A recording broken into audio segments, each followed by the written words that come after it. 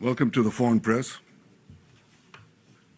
First of all, I just want to say I'm alive, and you're all witnesses. And now that I dispatched this piece of fake news, I want to give you an update on Operation Roaring Lion. Under President Trump's visionary leadership, America and Israel are acting together in Iran with great determination and unprecedented strength.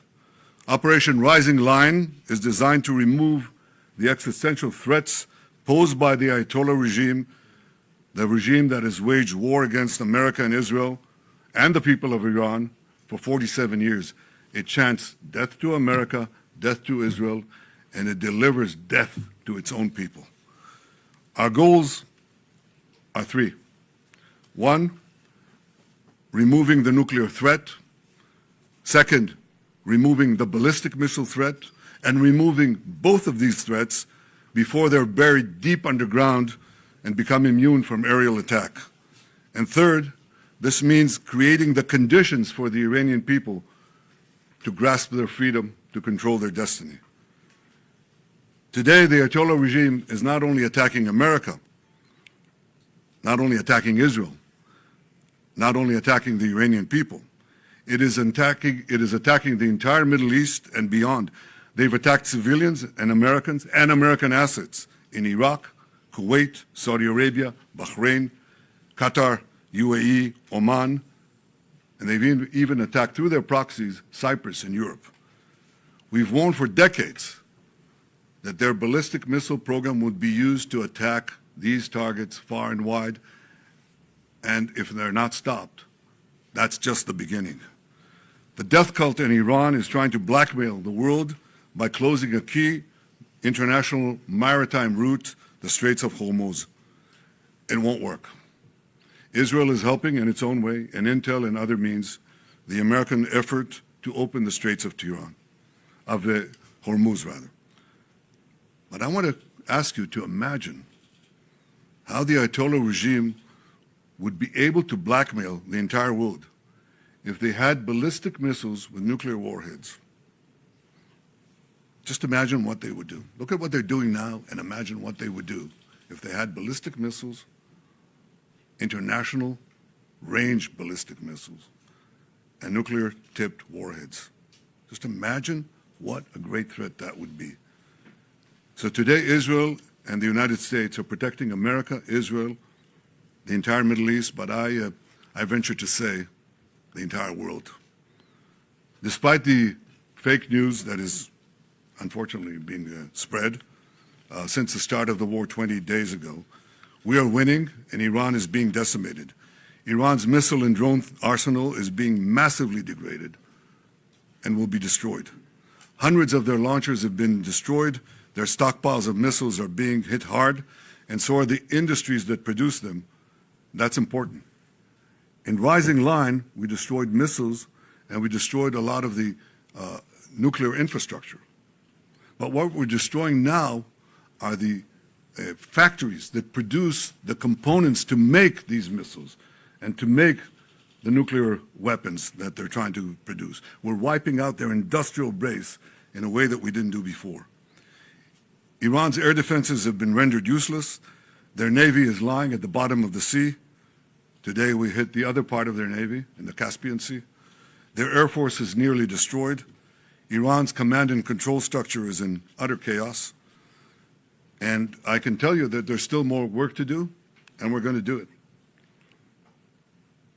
And I want to close these opening remarks with one other fake news, and that is that Israel somehow dragged the U.S. into a conflict with Iran. Does anyone really think that someone can tell President Trump what to do? Come on. President Trump always makes his decisions on what he thinks is good for America, and may I add, I think what is also good for future generations. In this case, those interests are absolutely clear, and so is the clarity of our achievements. Together in close coordination with President Trump, the close coordination between America and Israel, our militaries, our intelligence services, we're achieving goals in lightning speed. But I want to say another word. It's been said that for 40 years, I've been saying that Iran is a danger to Israel and a danger to the world. That is true. You know who else said that? President Trump. 47 years ago, when the Iranian thugs took over the American embassy, he said how dangerous this regime is. In his first term in office, he didn't need any convincing. He said the Iranian nuclear deal was the worst deal that he'd ever seen, and he walked out of it. Right before his second term, before he was reelected, I went to see him in Mar-a-Lago. The first thing he said to me was, "Bibi, we've got to make sure that Iran doesn't have nuclear weapons." He said that to me. I didn't say it to him. He didn't need any convincing there either. Now, why did he say that? Because for more than 4 decades, this regime, as I said in the beginning of my remarks, is chanting death to Israel, death to America. But they say Israel is only the small Satan standing in their way. The great Satan is the United States of America. And these ideological fanatics, these lunatics, define their raison d'etre, their reason for being, as wiping out Western civilization and America that leads it. They have claimed the lives, they've maimed and wounded thousands of Americans in Iraq and Afghanistan. They killed the American Marines in Beirut. They bombed your embassies. They tried to assassinate the American president, Donald Trump, not once, but twice. Now they blackmail for oil. Just imagine what they would do, what they're capable of doing, if these lunatics had nuclear weapons and the means to deliver them to every American city and every European city and everywhere around the globe. This is a danger for the entire world. It's certainly a danger for Israel. It's certainly a danger for America. We see eye to eye on that. President Trump and I, Israel and America. But I think if people are honest, if leaders are honest, they would understand that we're not only fighting our fight, we're fighting their fight.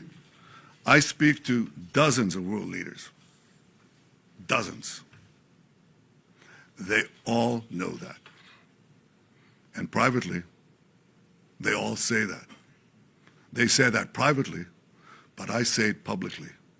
The world owes a debt of deep indebtedness to President Trump for leading this effort to safeguard our future.